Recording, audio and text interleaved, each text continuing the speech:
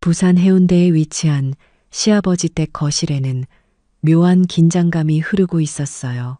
오후 2시 겨울 햇살이 큰 창문으로 들어왔지만 방 안 공기는 차가웠죠.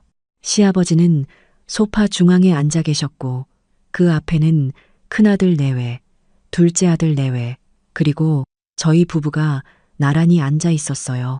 시아버지가 천천히 입을 열었어요. 오늘 너희들을 부른 이유는 다른 게 아니라 내가 가진 가게들을 어떻게 할지 정리하려고 한다. 저는 숨을 죽였어요. 시아버지께서는 부산 중심가에 있는 상가 건물 7채를 소유하고 계셨죠.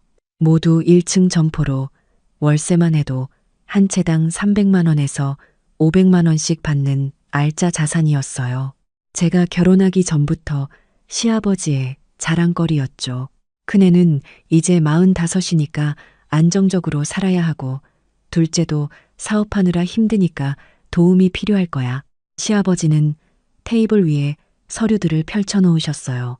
그래서 결정했다. 서면에 있는 상가 3채는 큰애네 앞으로, 광안리 근처 2채는 둘째네 앞으로 넘기마. 큰형님과 작은형님의 얼굴에 만족스러운 미소가 번졌어요.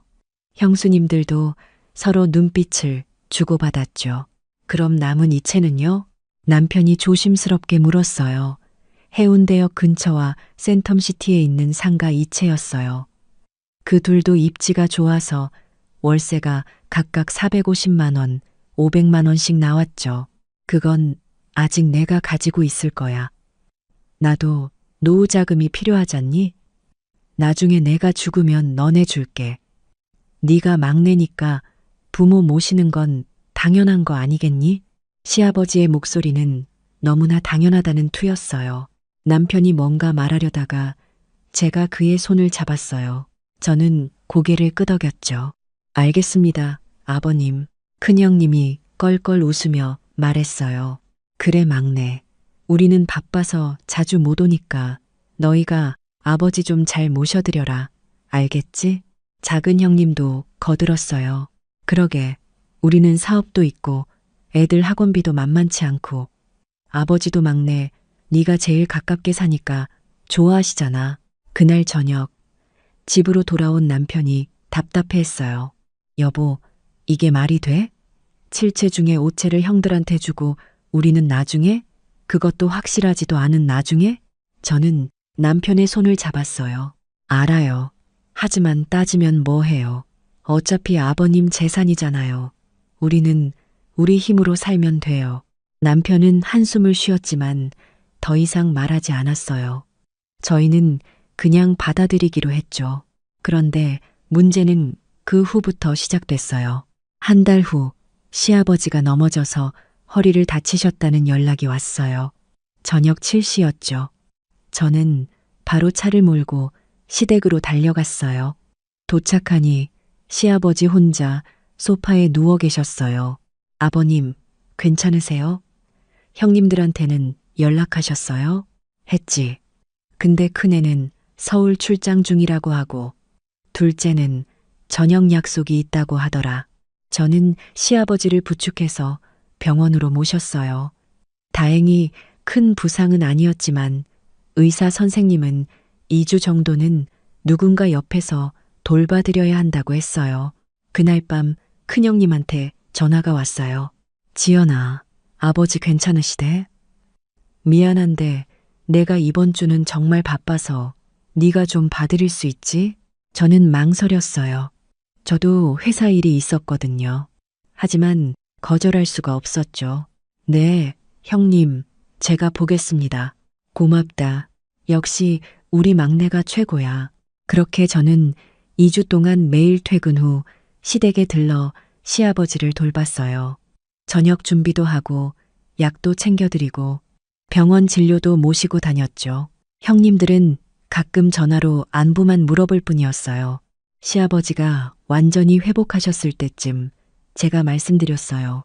아버님, 이제 괜찮으시니까 형님들도 돌아가면서 뵈러 오시면 좋겠어요.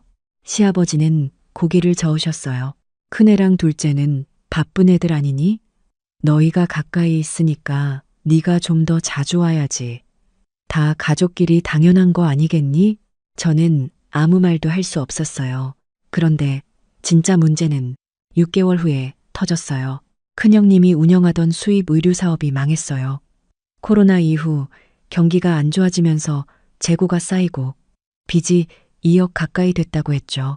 어느 일요일 오후 또다시 가족회의가 소집됐어요. 큰형님이 고개를 숙이고 말했어요. 아버지, 제가 정말 죄송합니다. 사업이 이렇게 될 줄 몰랐어요. 제발 좀 도와주세요.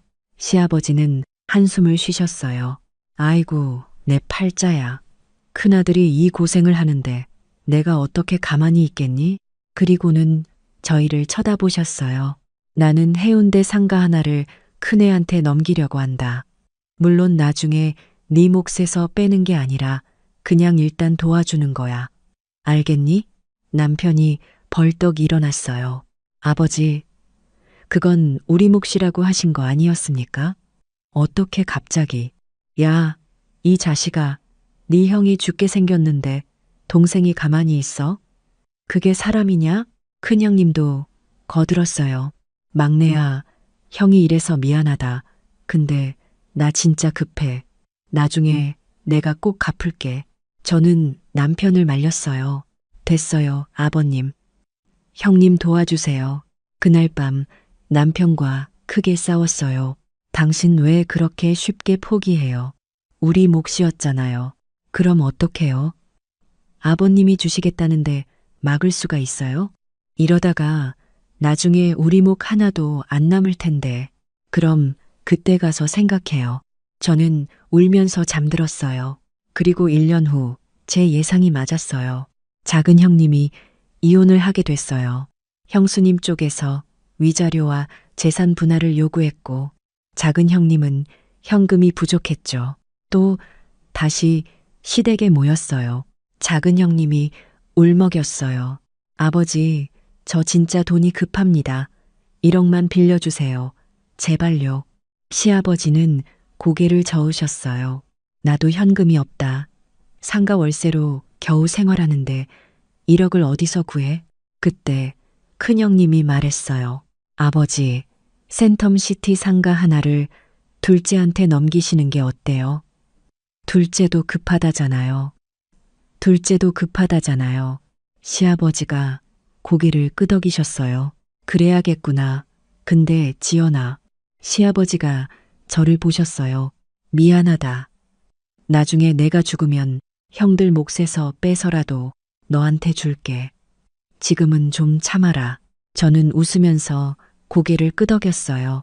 그런데 속으로는 알고 있었죠. 나중에는 절대 오지 않을 거라는 걸. 그날부터 상황은 더 나빠졌어요. 시아버지가 75이 되시면서 건강이 급격히 나빠지셨어요. 당뇨, 고혈압, 무릎 관절염까지 병원 다니는 게 일상이 됐죠. 그리고 당연하게도 연락은 저한테만 왔어요. 지연아, 아버지 오늘 병원 가시는데 네가 모셔다 드릴 수 있지? 지연아, 아버지가 약이 떨어졌대. 퇴근길에 약국 좀 들러줄래? 지연아, 아버지 혼자 계시기 힘들어 하시는데 오늘 저녁에 좀 가봐줄래? 형님들한테 부탁하면 항상 똑같은 대답이 돌아왔어요. 미안해. 나 오늘 회의 있어. 아, 나 애들 학원 데려다 줘야 해. 나 지금 서울인데. 네가 가까이 사니까 네가 가는 게 낫지 않아? 저는 결국 회사를 그만뒀어요. 시아버지를 제대로 돌보려면 시간이 필요했거든요. 남편 월급으로 살림을 꾸려가면서 저는 매일 시댁과 병원을 오갔어요. 형님들은 가끔 명절 때만 얼굴을 비쳤어요. 그것도 2시간 정도 있다가 바쁘다며 가버렸죠. 그렇게 2년이 흘렀어요. 어느 날 시아버지가 저를 부르셨어요. 지연아, 너 진짜 고생이 많구나. 형들은 바쁘다고 안 오는데 너만 와서 나를 챙기니. 저는 씁쓸하게 웃었어요. 괜찮습니다. 아버님, 내가 죽으면 꼭 너한테 보답할게. 약속한다. 하지만 저는 더 이상 그 말을 믿지 않았어요. 그리고 그 다음 주 결정타가 왔어요. 시아버지가 갑자기 쓰러지셨어요. 뇌출혈이었죠.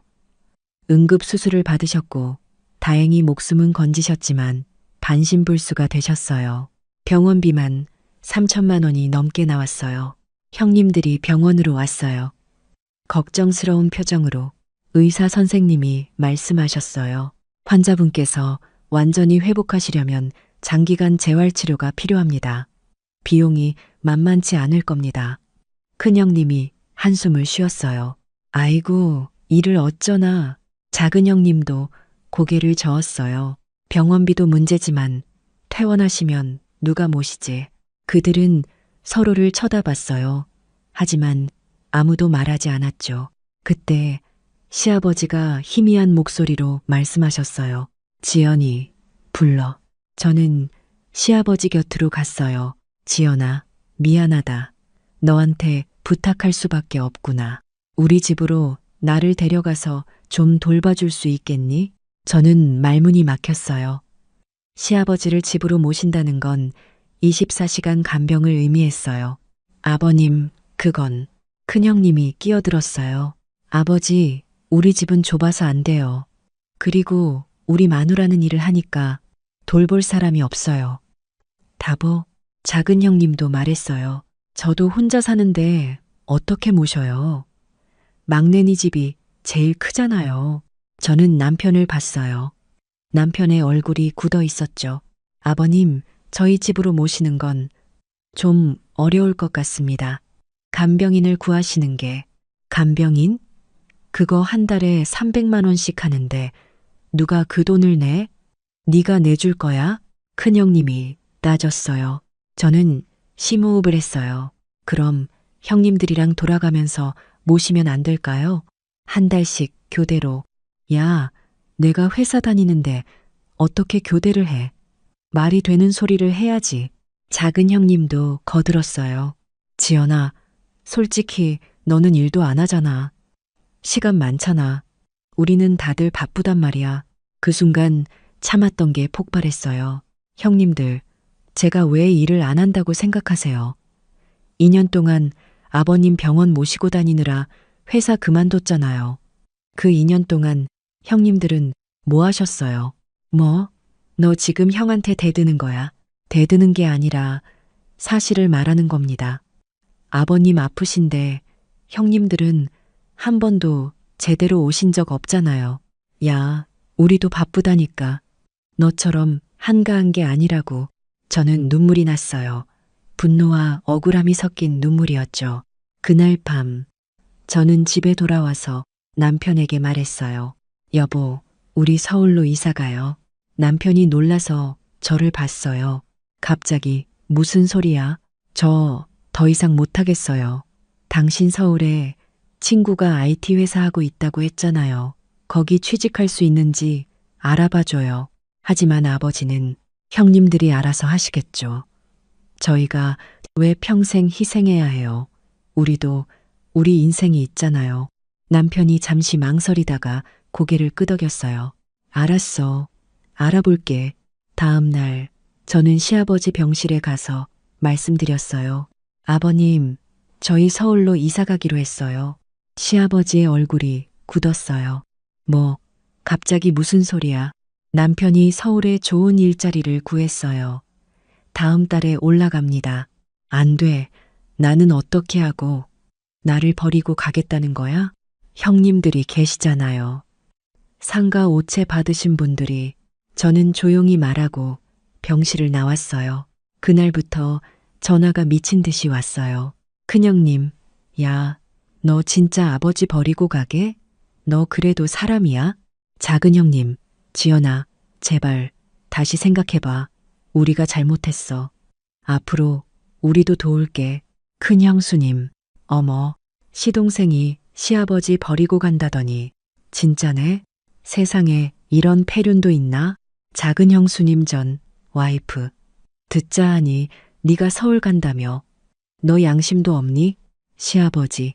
지연아, 제발 아버지가 잘못했다. 돌아와라. 하루에 20통, 30통씩 전화가 왔어요.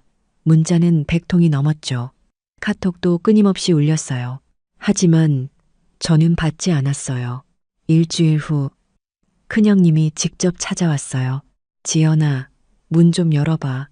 형이야, 저는 문을 열었어요. 무슨 일이세요, 형님? 아버지가 너무 힘들어하셔. 네가 가면 아버지 누가 돌봐? 형님이 돌보시면 되잖아요. 상가 3채 받으셨는데 그 정도는 하셔야죠. 야, 나는 바쁘다니까. 너는 시간 많잖아. 저도 이제 서울 가서 일 구할 겁니다. 2년 동안 쉰 것도 아버님 돌보느라 쉰 거였고요. 너 진짜 가족도 아니구나. 너 같은 년은 처음 봐. 저는 조용히 문을 닫았어요. 그리고 2주 후 저희는 정말로 서울로 이사를 갔어요. 이사하는 날 시아버지한테서 마지막 전화가 왔어요. 지연아, 아버지가 미안했다. 그동안 너한테만 너무 기댔구나. 제발 돌아와라. 아버지가 죽으면 남은 상가 이체 다 너한테 줄게. 저는 차분하게 대답했어요. 아버님, 그 상가 이체요. 작년에 큰형님한테 하나, 작은형님한테 하나 다 넘기신 거 알고 있습니다. 뭐? 제가 구청에 가서 확인했어요. 작년 3월하고 7월에 소유권 이전하셨더라고요. 저한테는 나중에 준다고 하시면서 이미 형님들 명의로 다 바꾸셨잖아요. 시아버지가 말을 잇지 못했어요. 아버님, 저는 더 이상 나중에를 기다리지 않겠습니다. 안녕히 계세요. 저는 전화를 끊었어요. 서울에서의 생활은 처음엔 힘들었어요. 남편은 새 회사에 적응하느라 바빴고 저는 3년 만에 다시 일을 시작했죠. 하지만 이상하게 마음이 편했어요.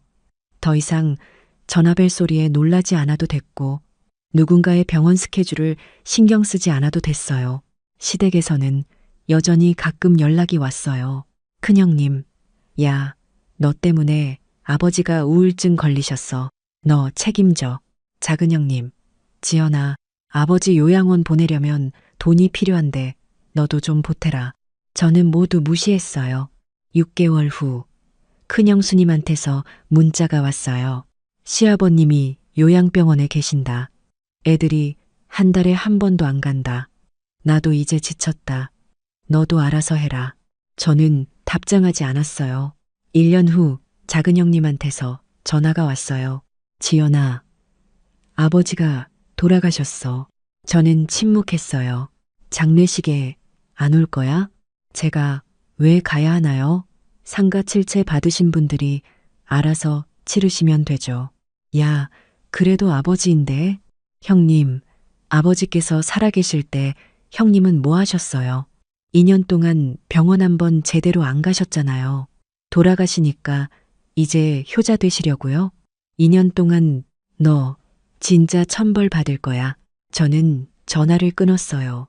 장례식에는 가지 않았어요. 대신 조의금 30만 원을 보냈죠. 장례식이 끝나고 한 달 후 큰형님한테서 또 전화가 왔어요.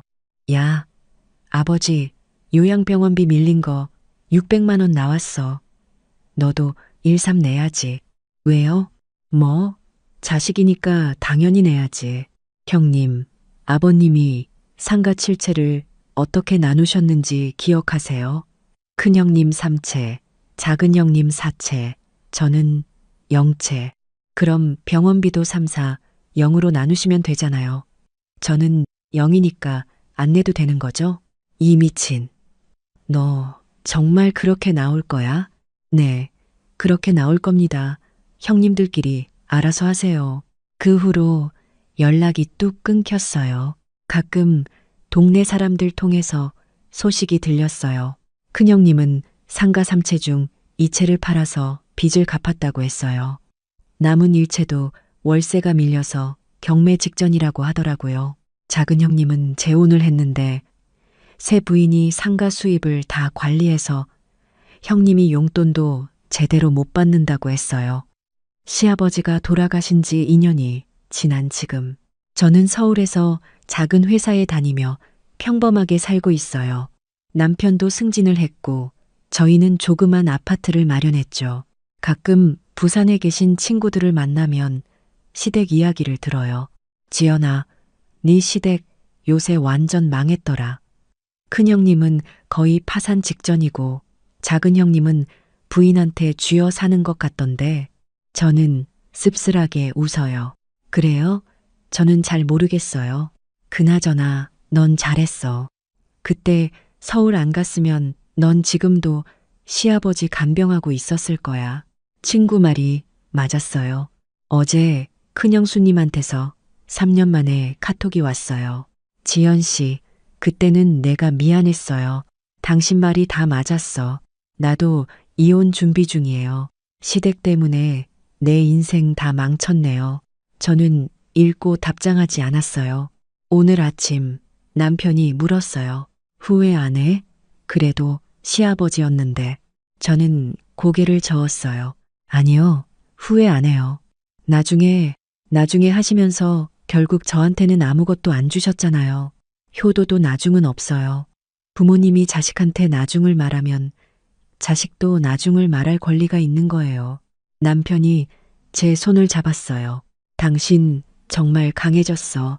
저는 창밖을 봤어요. 서울의 아침 하늘은 맑았어요. 가끔 생각해요. 만약 시아버지께서 처음부터 공평하게 나눠주셨다면 어땠을까? 만약 형님들이 조금이라도 책임감을 가지고 돌아가면서 모셨다면, 만약 나중에가 아니라 지금 당장 확실하게 해주셨다면 아마 저도 끝까지 효도했을 거예요. 하지만 세상에 만약은 없죠. 시아버지는 착한 자식은 함부로 해도 순종할 거라고 착각하셨어요. 형님들은 막내는 당연히 부모를 모셔야 한다고 착각하셨어요. 그 착각의 대가는 외로운 노년과 뿔뿔이 흩어진 가족이었어요. 저는 더 이상 착한 며느리가 아니에요. 저는 이제 제 인생을 사는 한 사람의 여자일 뿐이에요. 그리고 그게 잘못된 게 아니라는 걸 이제는 확신해요.